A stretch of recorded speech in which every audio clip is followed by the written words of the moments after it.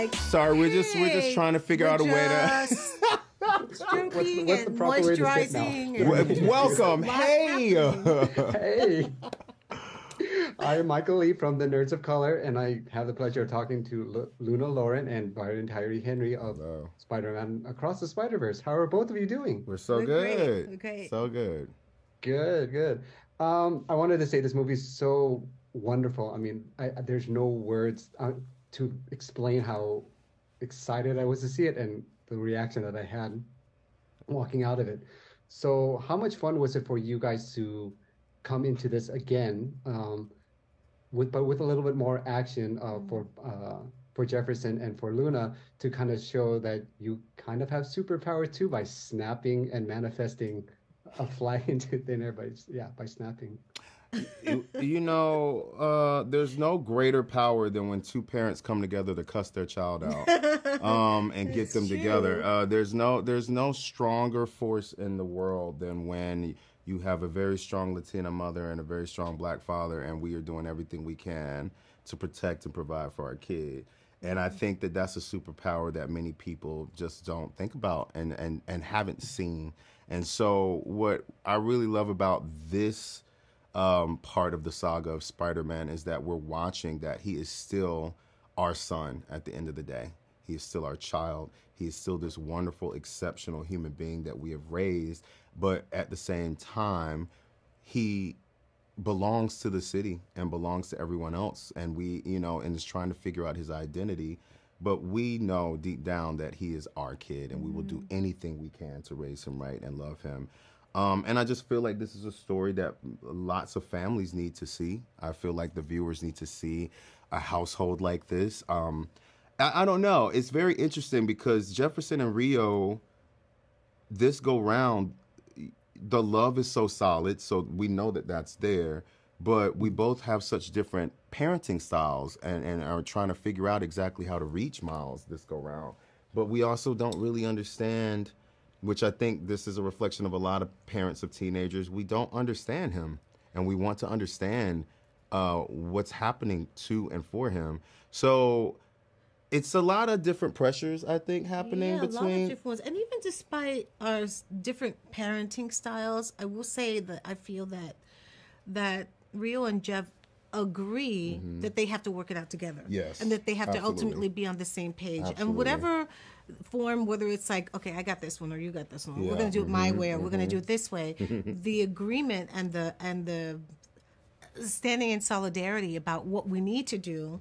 The how to do it is fine. We're willing to negotiate it. So we negotiate with each other, but what we don't negotiate is making sure that Miles, that we guide him in the way that we think he needs to be guided, and that we're there for him. And I think that are such a strong component of this family and of this couple. And I think this is a really beautiful couple. They're professional, they're loving, they're about family, they're about community, and most of all, making sure that their son is raised right. Yeah. And then we're doing that through love. Tough love sometimes. But yeah, exactly. Yeah. So this will have to be kind of my wrap-up question. But I was wondering, because Miles is a biracial kid and he comes from a loving family, what does his presence have to say to those who may be struggling with their biracial identity because they're told they're not enough, or they have that inner conflict of feeling they're not enough of one thing, or they're not enough of another thing? I think the best place to start is to identify with love, right? You have to start with that because,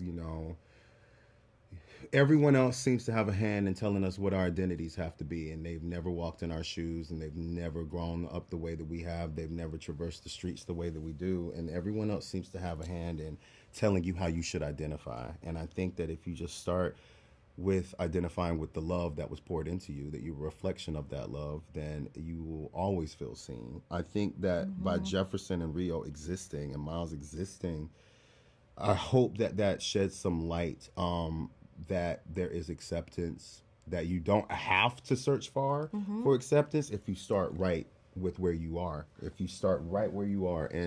and I think that's another thing that I that drew me to this project, was because I know these families, These families are us. These families are the families we grew up with. There's nothing that's uncommon about that, and there's nothing that is taboo about it. So I really hope, and you know, I don't want to get too long-winded, but I really hope that we are showcasing something that is normal, something that is just is, and that is how it is, and that is absolutely the way it should be. I think, you know, it's the way it should be. And that's that what love is. Yeah, and that you don't have to, exactly what Brian's saying, you don't have to embrace one side or another. They're not mutually exclusive. Right. You are who you are. Everything, all of the components that make up whether your dad came from one place, whether your mom came from whether you're adopted, whatever it is that makes you who you are.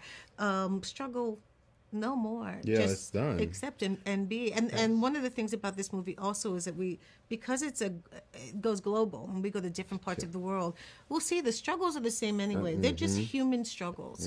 And I think one of the things this film does beautifully is just highlight that, and then at the end, the power lies within you to navigate your way through the world and make sure that, you know, this particular one, you could make it a really good one. And if you have all the support or resources around you, just know that you're enough. Yeah. Everything that you are, everything that you have inside you is enough. You're limitless. You're not limited. You're limitless.